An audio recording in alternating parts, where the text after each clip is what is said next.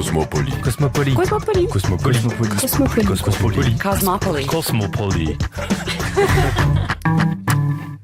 Bienvenue à toutes et tous pour un nouveau numéro de Cosmopoly, l'émission de la rédaction de RTL Info, la dernière de la saison. Et oui, le mois de juillet est arrivé avec ses envies de vacances, de destinations lointaines. Et moi, je vous dis, mais pourquoi pas des vacances au Luxembourg ? Découvrez avec nous les beautés de ce petit pays. D'abord, sa capitale. Ancienne forteresse imprenable, démolie en 1867, bâtie sur un piédestal de rochers, elle a gardé un aspect romantique qui provoque l'émerveillement. Dès la sortie de la ville, l'on jouit de paysages ravissants sur les routes les plus modernes. Quel plaisir de se délasser au milieu de la nature en fleurs. Fuyant le bruit et l'atmosphère de nervosité des grandes villes, l'automobiliste retrouve ici, dans ce cadre paisible, les forces réparatrices qui lui permettront d'affronter demain, avec plus de courage, les luttes enfiévrées de l'existence. Les poissons frits, grande spécialité luxembourgeoise, accompagnés du bon vin Moselle-Lambe. Quel régal! Bon, je crois qu'il faut actualiser un petit peu ce clip promotionnel qui date de 1954, je présume, et les choses ont un petit peu changé. Et ça tombe bien, nos invités sont là pour ça et pour évoquer les atouts touristiques de ce petit pays. Nous sommes heureux de recevoir Léa Linster, étoile de la cuisine luxembourgeoise, ou plutôt étoile luxembourgeoise de la cuisine, comment on dit, Léa ? Oui, les deux sont bien. Les deux sont bien, bonjour. Robert Philippard, vous êtes historien et spécialiste du patrimoine, merci d'être là. Laurent Leschetter, vous êtes principalement organisateur de concerts, mais vous avez eu la responsabilité de l'événement Traunwessel qui a fait rayonner le Grand-Duché en octobre dernier. Bonjour. Moyenne. Les Luxembourgeois sont-ils connus pour leur humour ? Eh bien, peut-être un peu grâce à vous, Jérôme Beck. Peut-être, mystère. Également à mes côtés, mon collègue de la rédaction de RTL Info, Raphaël Ferber. Salut Raphaël. Salut Jérôme. Allez, c'est presque les vacances, alors je vous propose de jouer pour commencer et justement démarrer par un petit quiz. Est-ce que tout le monde est prêt ? Je vais faire le tour de la table. Donc je pose la question déjà. Qui sont les touristes étrangers qui ont le plus visité le Luxembourg en 2025 ? À vous de mettre dans le bon ordre ce top 5 des nationalités, français, allemand, anglais, belge, hollandais. Robert, votre top 5. Les Belges, les Allemands, les Français, les Anglais et les Luxembourgeois. Ok, ah ouais, j'ai pas dit les Luxembourgeois, mais c'est un petit piège. Léa ? Moi, je mets les Allemands en premier. Et Et après, c'est les Belges, les Hollandais.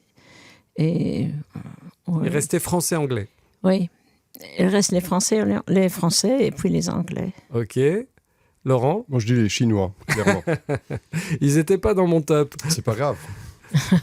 C'est parce qu'ils se cachent. Oui. Jérôme ? Moi, je dis les Allemands, oui, pourquoi pas. Ouais. Et les Français en dernier. Et puis au milieu, vous mettrez comme vous voudrez. D'accord. Ouais, pour l'instant, personne n'a la bonne bien, réponse. quand même. Personne n'a la bonne réponse. Ah non, j'aurais pas dû le dire, Raph, parce que Il faut que je tente un truc. un Alors. indice. Ouais.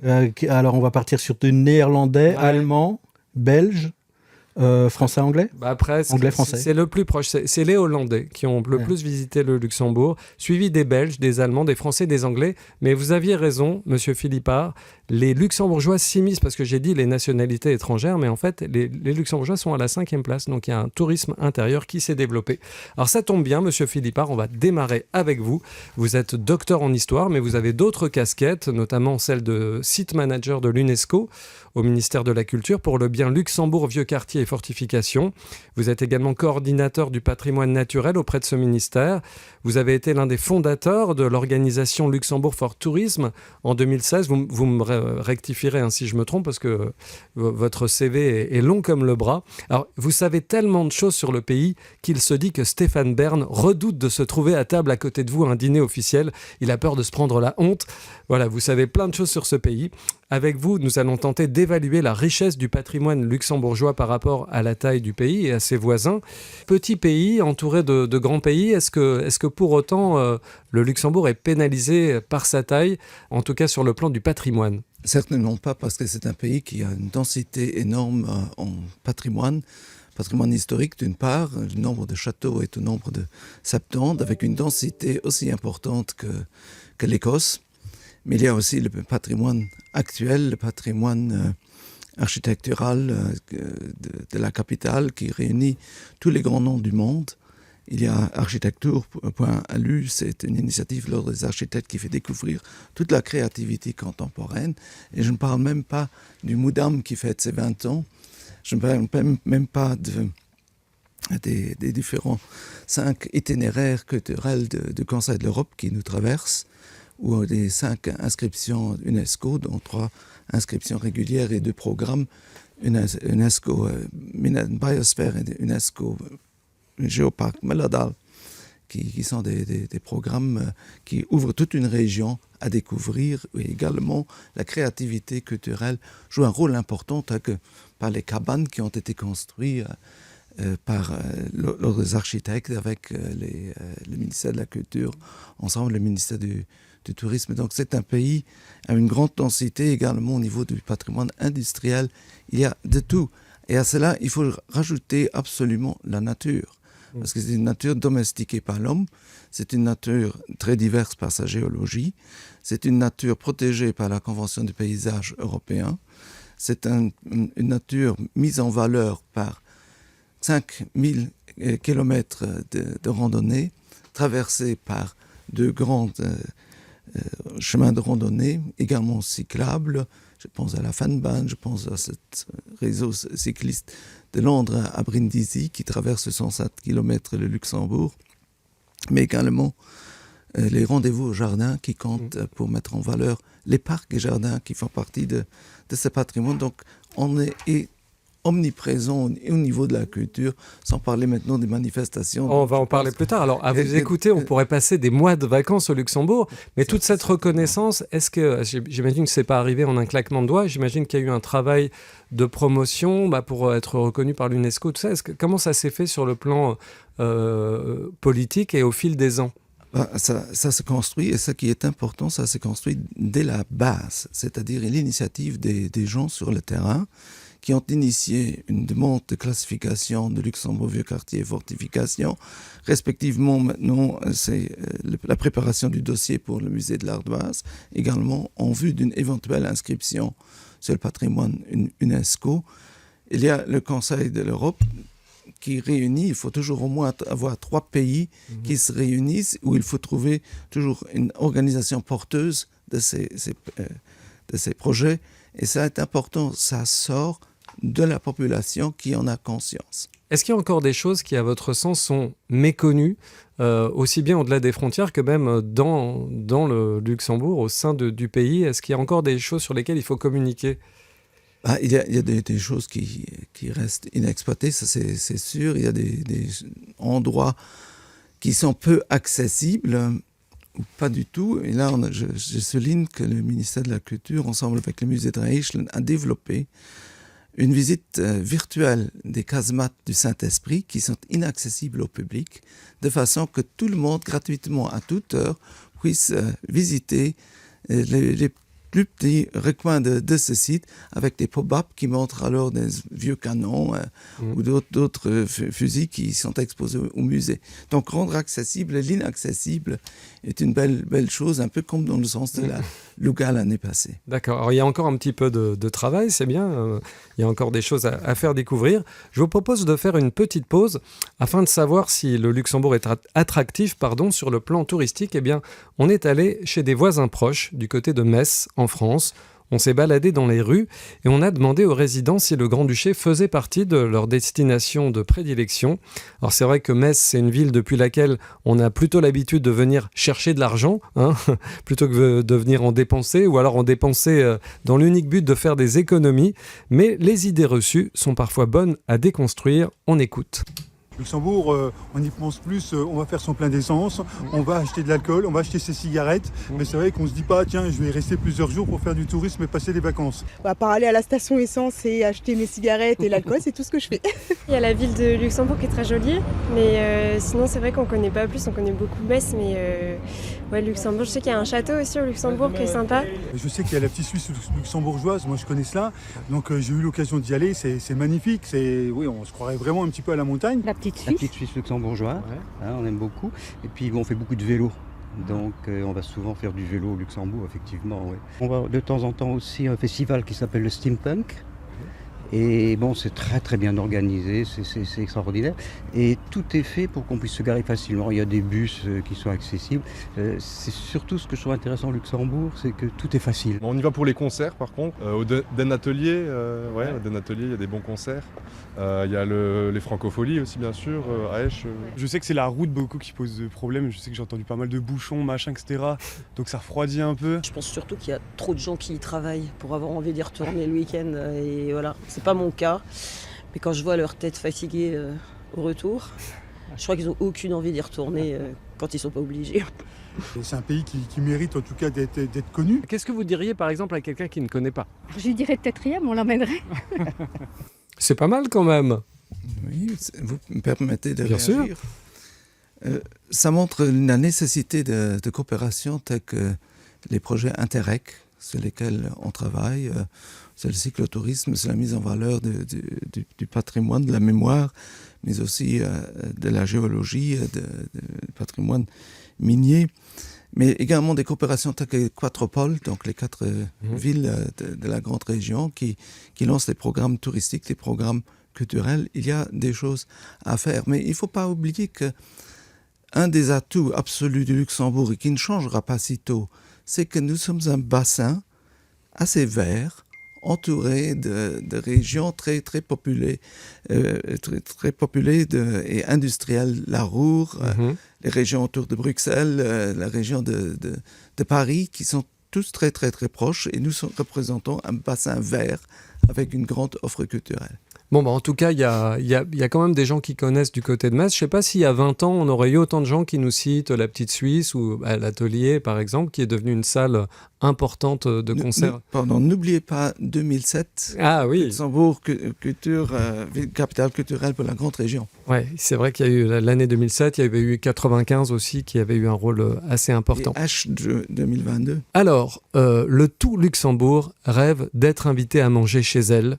Et en premier lieu, mon collaborateur Raphaël Ferber, docteur S gastronomie de la rédaction. Léa Linster, vous êtes la chef la plus célèbre du Luxembourg, votre pays, que vous avez fait rayonner grâce à vos casseroles, un peu comme Gérard Lopez finalement. C'est pas les mêmes casseroles. Je vous laisse entre les mains de celui qui a pour habitude de cuisiner ses interlocuteurs. Interview aux petits oignons. C'est à vous, Raphaël. Oui, Léa qui a fait beaucoup de télévision chez nous, chez RTL, mais aussi et surtout en Allemagne. Vous avez aussi publié une vingtaine de livres, la plupart en allemand. Presque tous. Le prochain, il va sortir en septembre. Bah voilà, on a déjà une première info. Un scoop. Quand on demande à un Allemand de citer un luxembourgeois connu, une luxembourgeoise connue, il y a de fortes chances qu'il réponde vous. Qu'est-ce que ça vous inspire déjà ? Oui, j'adore, mais je prends ça aussi pour une certaine responsabilité. Et quand ils viennent ici, c'est pour ça aussi que j'ai nommé les Allemands en premier. Bon, je vais tout faire pour les rendre heureux et pour les faire aimer notre pays.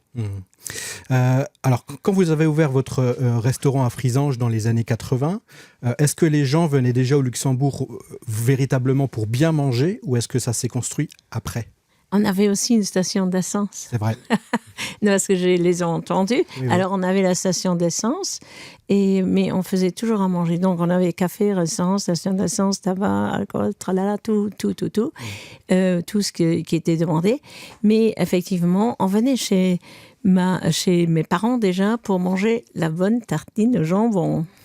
La base. Oui, la base, c'est vrai. Et puis, et ma mère, oui, chez nous, dans la maison, c'était toujours, on n'a pas besoin de faire beaucoup, mais quand on fait quelque chose, il faut que ça soit le meilleur. Oui. Mais est-ce que le Luxembourg, à cette époque-là, c'était déjà une destination gastronomique ? Oui. Même à l'époque, il y avait pas mal de chefs luxembourgeois. Et chefs, il y avait Hélène Hirtz, il y avait la Hélène Addic à Esperange. Et puis, les écrevisses, c'était très connu, le coq-au-vin, et on venait manger ça au Luxembourg. Même les gens Bon, maintenant, après, on a organisé la grande région, mais les gens venaient toujours de la... Nous, on avait surtout des clients français et luxembourgeois. Mais pendant les vacances, bien sûr, il y avait tout le monde. Aussi les Hollandais, les Belges et les Allemands, puisqu'ils venaient chercher l'essence avant d'aller au sud. Et ça s'est fait comme ça. D'ailleurs, quand l'autoroute est venue, c'était d'un jour à l'autre, c'était terminé avec on n'était plus dans le pétrole. Mais on nous a demandé, vous n'êtes pas maintenant à bout du rouleau? Non. Moi, j'étais jeune et je disais, on est très heureux parce que maintenant, on peut montrer ce qu'on sait faire d'autre. Et ça, c'était pour le manger. Manger était ce qu'il y avait le plus important. Mais néanmoins, est-ce que vous avez l'impression qu'aujourd'hui, le Luxembourg est plus devenu un pays de gastronomie qui a 40, 50 ans? Est-ce que vous avez constaté une évolution ou pas du tout? Disons, si on appelle ça évolution, le nombre de restaurants étoilés est plus ou moins resté le même. Il y a très longtemps, il y avait toujours les restaurants étoilés. On se vantait toujours au Luxembourg d'avoir autant de restaurants étoilés pour la population, pour une si petite population. Mais maintenant, il y a beaucoup de restaurants de partout. On mange des choses qui viennent de far away, qu'on ne connaît pas. Oui, mais la cuisine luxembourgeoise, elle était mieux représentée avant. Et la cuisine française aussi. D'accord. Ouais. Ça s'est internationalisé, c'est ça Un peu, oui. Bon, c'est pas à moi de dire trop, mais avant, il y avait encore... Après tout ça, il y avait les restaurants italiens qui sont venus. Il y avait beaucoup de restaurants italiens. Après, les Chinois. Mais maintenant, c'est de partout. Et je suis heureuse de défendre encore toujours la cuisine française et la luxembourgeoise. Et si le Luxembourg avait un goût, ce serait lequel? Si on devait donner un goût au Luxembourg. Oui, ce sera probablement le goût de mes madeleines. Bonne réponse. Du coup, si vous deviez faire découvrir un seul plat luxembourgeois à un touriste, lequel vous choisiriez? La bonne schloup ou la Feierstengssalat. Oui, la bonne schloup est très bonne. C'est très luxembourgeois. Mais bon, la bonne schloup, elle est un peu chaude pour en plein été, donc on mange la Feierstengssalat. D'accord. Ouais. Aujourd'hui, quand un visiteur entre dans votre boutique, qu'est-ce qu'il vient chercher selon vous? Une madeleine ou même un morceau du Luxembourg? Je pense que c'est l'odeur qui les attire. Et vous avez dit avant si Luxembourg avait un goût. C'est aussi l'odeur, beaucoup, parce qu'on les sent. D'ailleurs, on sent mieux mes madeleines à l'extérieur qu'à l'intérieur. Ça doit avoir avec le vent, avec l'air. Et puis, ils arrivent. Bon, il y a aussi ceux qui reviennent, ils le savent déjà. Mais ceux qui viennent avec l'odeur, ils viennent chercher. Moi, on ne peut pas se tromper chez moi parce qu'on n'a que des madeleines. Ça, c'est très bien. Parce que je n'aime pas aller dans un magasin où tu risques de te tromper. Ouais. Bon, on évite ça. On ne fait que des madeleines et tout le monde va faire le bon choix. Est-ce que vous pensez que la gastronomie peut à elle seule donner envie de visiter un pays, et en l'occurrence le Luxembourg? Oui, ça c'est. Oui, je ne pense pas. Je suis convaincue, et c'est pour moi personnellement la seule chose qui me fait venir et revenir. Oui. Le goût. Quand j'ai bien mangé quelque part, on n'oublie plus jamais. C'est ce qui s'appelle la Madeleine de Proust. Oui, voilà. En plus, oui. Mais mon père, il m'avait aussi appris, quand j'étais toute jeune, il m'a appris quand c'est vraiment bon, le prix, c'est la première chose qu'on oublie, même si c'est plus cher, mais c'est le goût qui reste. Et ça, il faut garder. Ça, c'est souvenirs émotionnels. Oui, justement, la Madeleine de Proust. Voilà. Alors, on parlait tout à l'heure de votre restaurant de frisange. Vous l'avez transmis à votre fils Louis. Qu'est-ce qui vous rend aujourd'hui le plus fier dans son parcours à lui? Qu'il sait vraiment bien être mon fils. Ça, j'adore. Et la chose qui est la plus merveilleuse, c'est que maintenant, quoi qu'il arrive, Louis est en sécurité. Et c'est tout ce qu'on veut pour ses enfants, c'est leur donner ce qu'il leur faut pour continuer ou pour faire leur propre vie. Et quand on voit qu'ils puissent fonctionner par eux-mêmes, c'est la plus belle chose pour un parent qui existe. Preuve qu'il arrive à fonctionner par lui-même, comme vous dites, c'est son oui, étoile. Oui, il a gardé, d'ailleurs, mon étoile, l'étoile que le restaurant avait. Alors, quand il avait 29 ans, le directeur Guy Michelin lui a dit, Louis, maintenant, l'étoile, c'est la tienne. Et puis, 5 ans plus tard, la deuxième. Et puis, voilà, maintenant, il veut la troisième. Moi, oui, c'est un Leinster. C'est une grande ambition, 3 étoiles au Luxembourg. Ce serait le seul. Ce serait le premier. Ce serait le premier, oui. Oui, le tout premier, parce que ça n'a jamais existé. Mais je dois dire, quand j'étais une petite fille, et j'aimais bien servir l'essence à la station, un jour, je me suis dit, j'ai demandé à mon père, c'est quoi quand on est fameux? Alors, il a dit, quand même les gens qui ne te connaissent pas, connaissent ton nom, ils savent ce que tu fais. Et parce que c'était Hélène Hirst qui avait eu la 2e étoile, et moi, je me suis dit, bon, ça, je voudrais avoir aussi. Voilà. Il faut y aller. Aujourd'hui, quand vous voyez la nouvelle génération de chefs au Luxembourg, qu'est-ce que vous vous dites? J'ai lu dans un article d'un confrère qu'au début, vous estimez que la cuisine au Luxembourg, elle était dominée par les Français. Aujourd'hui, on a donc votre fils, on a Kim de Doud, par exemple, à la Villa Petrus. On a d'autres aussi chefs qui ne sont pas luxembourgeois, mais qui font partie d'un peu de la nouvelle vague, comme Clovis de Grave, par exemple. Oui. Comment est-ce que vous la regardez, cette nouvelle génération? Je suis très heureuse qu'il y a des jeunes qui sont jeunes, beaux, talentueux. Et puis ils font, parce qu'il y a, ils le font. C'est ça qui me fascine même. J'adore et j'aime bien les rencontrer tous parce qu'ils ont une super belle énergie. Aussi, eux, ils s'entendent beaucoup mieux entre eux que les vieux dont on... Bon, moi, j'étais une femme. On ne voulait jamais vraiment avoir quelque chose là. Je ne sais pas vraiment comment les hommes, entre eux, ils ont fonctionné, mais je sais qu'ils étaient copains, mais concurrents quand même. Hein. Et maintenant, il y a une très belle entente entre tous ces jeunes et c'est beau à voir. Et surtout, moi, j'aime, pour le Luxembourg, c'est fabuleux qu'il y a ces jeunes chefs qui font vraiment rayonner le pays avec leur bonne cuisine. Et il faut que ça... Oui.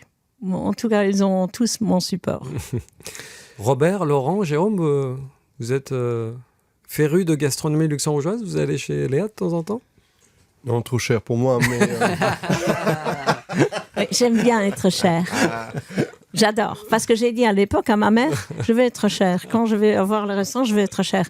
Parce que j'aurai le budget de faire les bonnes choses et je ne vais pas prendre les clients des autres qui se contentent avec moins bon. Parce que je trouve que dans notre pays, il faut aussi avoir quelque chose pour les gens qui sont exigeants et qui en veulent et qui ne regardent pas le prix. Bien sûr, quand tu vis ici, ça devient plus cher, Laurent, parce que ça, c'est les autres, ils viennent en visite. Du jour à 600 €. Quand même. Non, mais il y a être un grand chef, c'est vraiment être une rockstar. En fait, il faut vraiment les comparer au même niveau. Et la meilleure preuve, c'est que je travaille avec ma femme à l'atelier et là, on n'a jamais fait une photo, ni elle ni moi, avec une star à des fins de montrer vers l'extérieur qu'on est en proximité. Et la première fois où elle a vraiment demandé de faire une photo avec une star, c'était quand Léa est venue sur le concert de Scorpions, je me rappelle. Et Jette, qui est une Allemande, elle m'a dit « Ah, c'est Léa Leinster ». J'ai dit « Bah oui ». Ah, je dois faire une photo pour ma mère. Donc, le chanteur était hyper jaloux. Ouais, donc c'était la première fois qu'on a fait une photo avec une star, mais c'était pas du tout la star qu'on avait engagée pour être sur scène, c'était Léa. Voilà. Oui, mais les Scorpions à l'époque, les Scorpions sont des très bons amis et ils aiment mes madeleines aussi. Oui, tout le monde. On dirait pas comme ça. Ils aiment les madeleines. Robert, vous êtes resto luxembourgeois? Oui, j'adore, mais c'est quelque chose d'exceptionnel, une offre qui donne une expérience. Et donc, il ne faut pas aller tous les jours, mais se réserver le moment pour mieux en jouir. Jérôme, c'est pas avec ce qu'on vous paye que vous allez chez Léa, hein? Moi, j'attends que Léa m'invite pour un dîner aux chandelles. Oui. On a tellement de choses à se raconter. Ça, c'est vrai. On se fait un dîner aux chandelles. J'adore, oui. Avec ou sans chandelle, mais avec toi. Laurent tiendra la chandelle. Oui. Merci Léa, merci Raphaël. Alors, Ma langue sourit, c'est le nom du restaurant doublement étoilé du Luxembourg. Et nous aussi, on a envie que notre langue sourit. On aurait bien enregistré l'émission là-bas, mais pour des raisons purement budgétaires, on a dû trouver un plan B. pour sourire. Vous savez, restez avec nous, hein, Jérôme. Alors, le plan B, c'est inviter un humoriste gourmand. Jérôme Beck, la dernière fois que vous étiez venu dans le studio de Cosmopolis, c'était pour évoquer l'Eurovision et on s'était régalé. Alors, qu'est-ce qui est au menu aujourd'hui ? Alors j'ai un aveu à vous faire, vous n'allez pas être content, mais je me fais chier en ce moment au Luxembourg, c'est juste horrible. Le Luxembourg en a définitivement trop fait en matière de tourisme, on frôle la catastrophe. Le touriste actuel est insupportablement satisfait, c'est juste insupportablement ennuyeux. Où sont passés les beaufs du tourisme, les vrais de vrais, les Brigitte, les Kevin et les Gérard, toujours prêts à vous dégainer un « c'est joli le Luxembourg, mais il n'y a pas grand-chose à faire ». Forêt, vallée, château, Conini, Brigitte, ce qu'elle connaît du Luxembourg, c'est l'odeur affriolante et enivrante du sans-plomb 95, mêlée à l'odeur des pots d'échappement de l'air de Berchem, les bras chargés de cartouches de cigarettes et de binous à bas prix. En rentrant, elle le racontera à ceux de sa Creuse natale qu'elle y était, dans la plus grande station essence d'Europe. Elle s'en souviendra des 50 pompes à essence reluisantes et de la 3 bouchonnée. Mais pour le reste, le Luxembourg, il n'y a pas grand-chose à faire.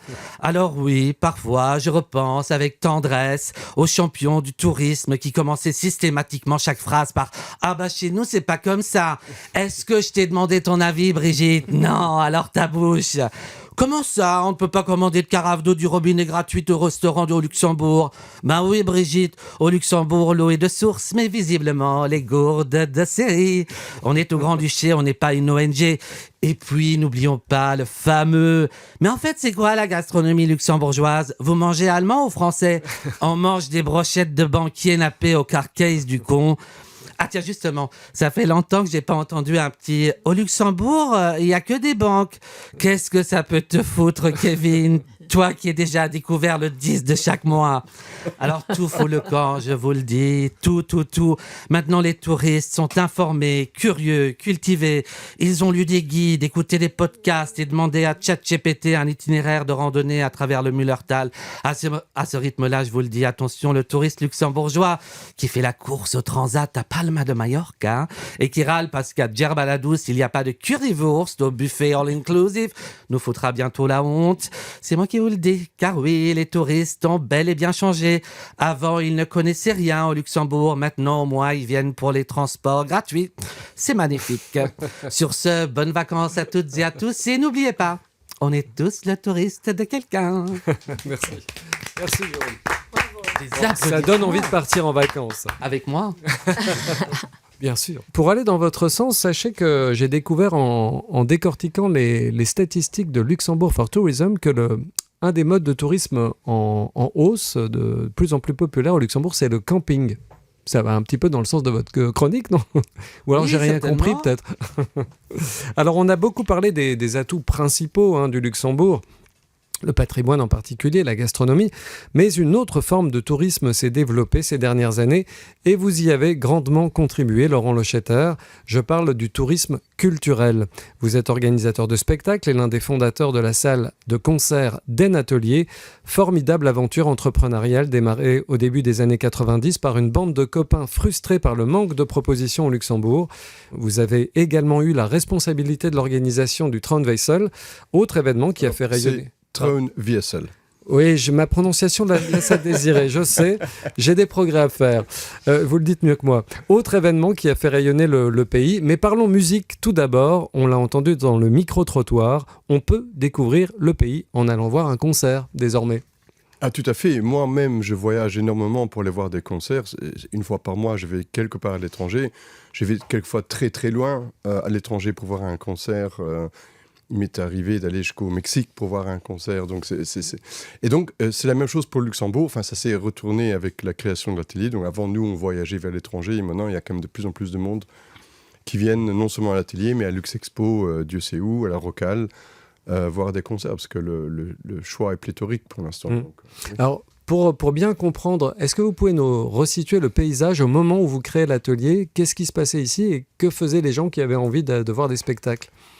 Alors, situation des concerts de musique amplifiée à Luxembourg avant qu'on commence était assez catastrophique parce qu'il y avait deux charmants messieurs qui étaient en charge d'organiser ça. L'un a disparu assez rapidement pour des grosses présomptions de pédophilie et l'autre était incarcéré, je crois que c'était en Roumanie, pour meurtre. Donc, nous, on débarque là-dedans. Il fallait avoir envie de reprendre le flambeau quand même. On ne le savait pas en fait. Et donc nous, on commence à parler aux agents, ils disent « Ah non, Luxembourg, oubliez, plus jamais ça » et tout. Donc on a mis quand même 2-3 ans à renouer, à remettre le Luxembourg sur la carte, à montrer qu'il y avait quand même une possibilité de travailler avec nous. Et voilà, et puis en restant sérieux et en faisant le job correctement, on a réussi à remettre vraiment le Luxembourg sur la carte. Et là, je veux dire qu'on est un peu surreprésenté parce qu'on est très très actif. Il y a la Rocale qui est actif, il y a plein. Mais aussi dans le classique, ce qui se passe à la Philharmonie est quand même assez exceptionnel. Il y a vraiment ce qui se passe au théâtre, au niveau de la danse et du ballet, c'est assez exceptionnel. Donc voilà, au niveau culturel, le Luxembourg assure assez bien, je trouve. Est-ce que cette profusion de spectacles, de concerts, est aussi liée à la démographie du Luxembourg, avec un grand nombre de résidents étrangers, donc la possibilité d'intéresser beaucoup de gens dans des genres et des styles différents? Oui, nous, ce qui nous intéresse, c'est on peut avoir 3 concerts, 3 jours d'affilée et avoir 3 clientèles complètement différentes. Ça commence déjà par la barrière linguistique. Si on prend un groupe allemand, on aura des Allemands qui vont débarquer. En plus des Luxembourgeois, on prend un groupe français le jour après. Il y aura les Français et les Belges qui débarquent avec les Luxembourgeois. Donc, on a cette espèce de réserve de vivier autour de nous qui est assez sympa. Donc ça nous aide grandement. Surtout qu'en France, on va pouvoir faire de l'anglais ou du français, mais ici au Luxembourg, on peut faire de l'allemand, on a des groupes suédois qui passent, on a des groupes danois qui passent, et à cause de tous les expats qui habitent ici, il y a toujours une population sur laquelle on peut compter. Alors l'un des grands moments de l'histoire des spectacles, des grands spectacles, c'était un concert de Rammstein à Roser en 2019 qui a attiré 19 000 spectateurs. C'était assez exceptionnel à l'époque. Alors depuis, les grands concerts se sont fortement développés. En particulier l'été, on voit avec l'offre des open air, comme on dit. Alors ça, est-ce que c'est encore un degré supplémentaire, et comment on arrive à avoir toutes ces stars? On peut les citer, celles de cet été, parce qu'on est en plein dedans là. Là, on est en plein dedans. Donc ce soir, Lenny Kravitz et Katy Perry va suivre, et je crois que c'est Paul Kalkbrenner qui va fermer le ballet sur un vendredi soir. Donc avoir Paul qui revient à Luxembourg sur un vendredi soir, c'est assez cool en fait. Et est-ce que vous avez une idée de la provenance des spectateurs? On a plus qu'une idée, on a une claire image d'où ils viennent, et on tourne en règle générale, si on prend la moyenne de ces événements-là, donc les grands événements, on est à peu près à 70% de non-résidents. Ah ouais, c'est énorme. Ouais. On a une fois calculé qu'on générait avec notre activité, donc l'activité de l'atelier, 260 000 nuitées par année. J'allais vous demander s'ils passaient la nuit au Luxembourg, parce que parfois les jeunes ils repartent. Ou du Airbnb, des nuitées, auberges. Ils économisent pendant 6 mois pour aller manger chez la Linster. Il faut dire qu'au prix du billet à 150 €... Non. Les gens, quand ils aiment, ils font. Parce que là, tu avais le concert de Tom Jones. Ouais. Et ça, il y avait le lendemain, je les avais chez moi en ville, mais ils m'ont dit hier soir on a mangé chez Louis, et avant on était. C'est une autre des gens qui sont venus voir. Génial. Et je trouvais que c'était vraiment superbe. Des gens qui sont venus voir le concert. Oui.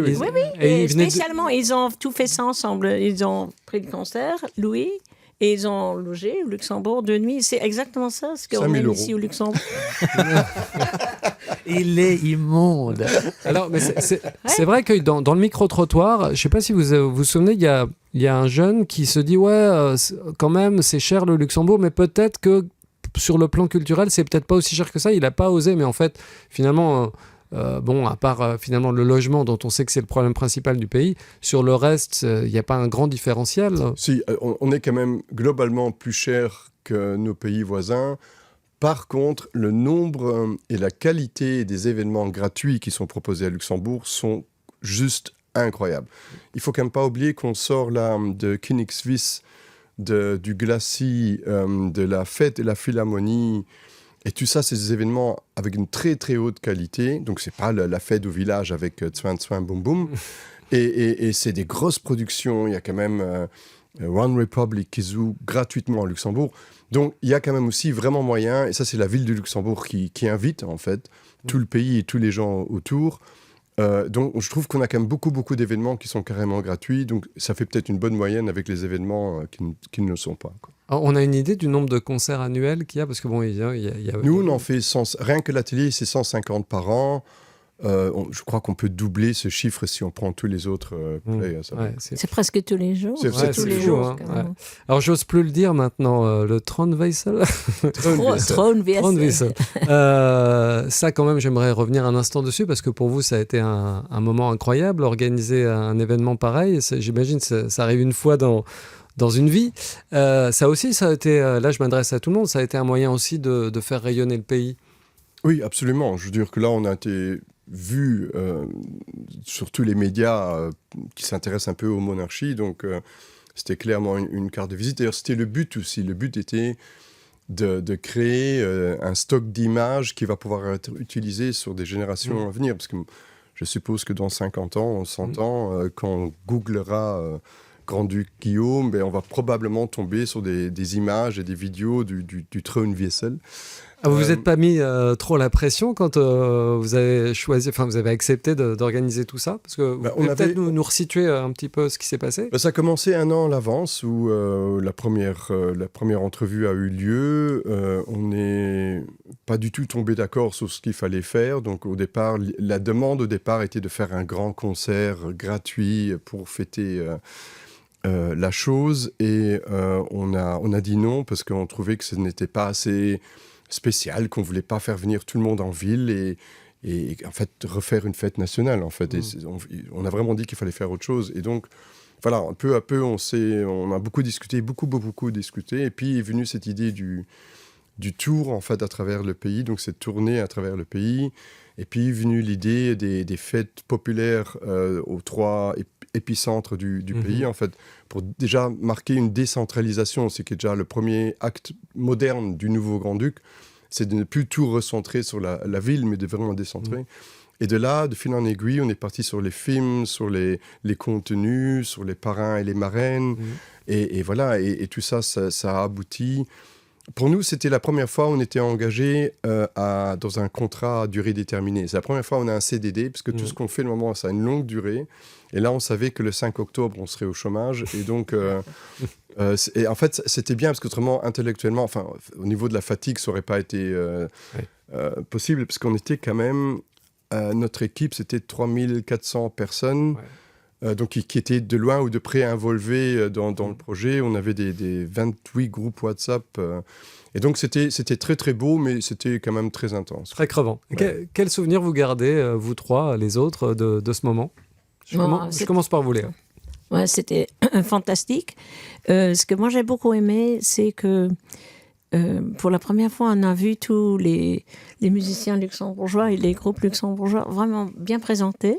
Et c'était grandiose. Jamais j'ai vu ça aussi beau et si bien. Et c'était grâce à cette scène qui était extraordinaire.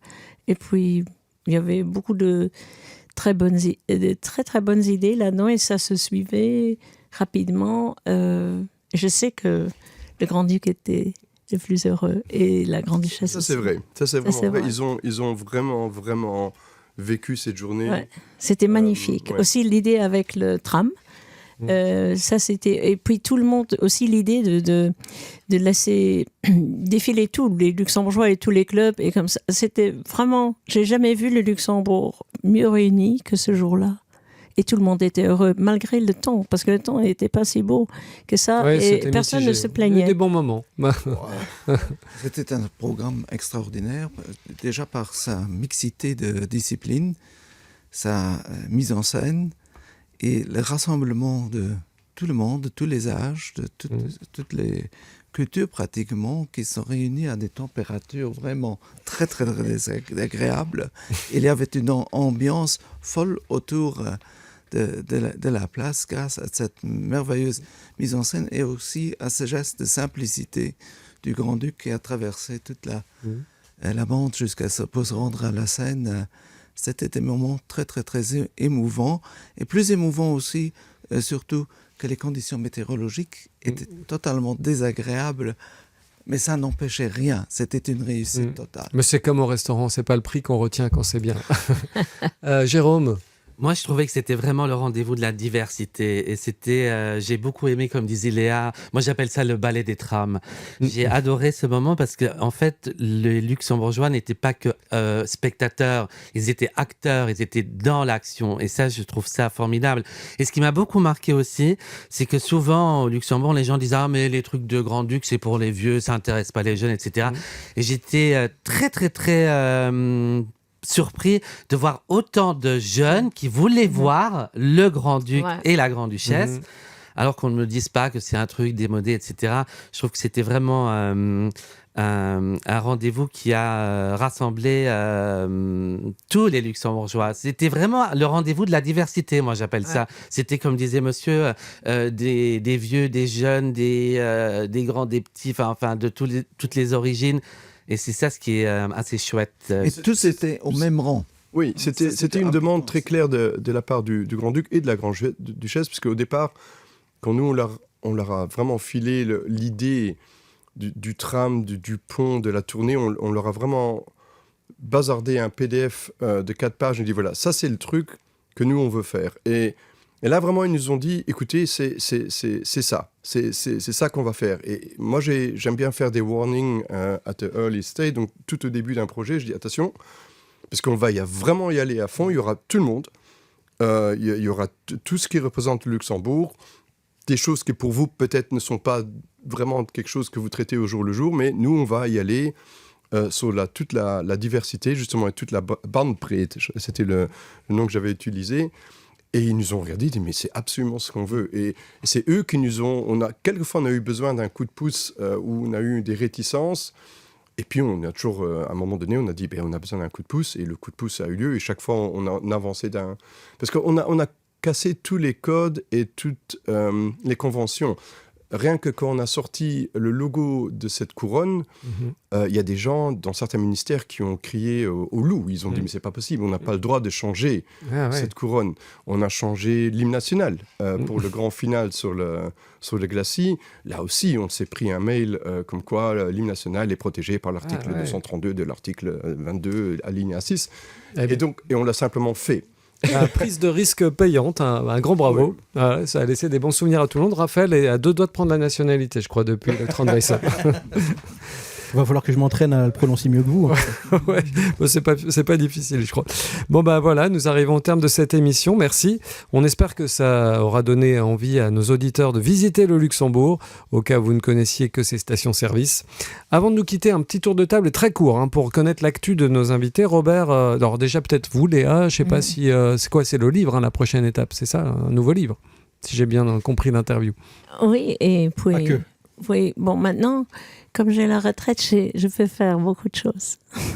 Plein de madeleines. Oui. Non, et encore autre chose. On va ouvrir un nouveau local en pleine ville. Oui. Rue Philippe II, elle est plus proche de Paris. C'est la rue la plus proche de Paris au Luxembourg. Très bien. Robert, le grand sujet de la deuxième partie de l'année en matière de patrimoine au Luxembourg. Une histoire de la diplomatie. C'est ce qui sera sous quelle... En collaboration avec l'Université du Luxembourg et le ministère des Affaires étrangères. On vous réinvitera. Laurent, il reste encore quelques grands concerts, on l'a dit, plus trop. Oui, là on est en plein dedans, ça va se finir d'ici 10 jours. Et puis il y a un petit break estival, on va avec toute l'équipe au sud de la France, donc on part à 30 membres de l'atelier, voir The Cure à Nîmes. Et puis après c'est les vacances et on recommence en septembre. On sera là.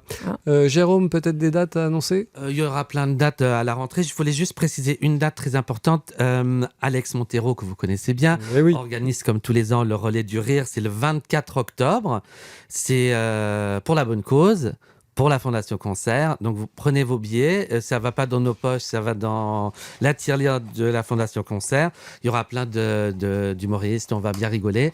Donc c'est très important. Venez, c'est au Hallstatthaus et c'est à Differdange. Merci Jérôme, c'est noté. Raphaël, l'actu de l'été sur RTL Info.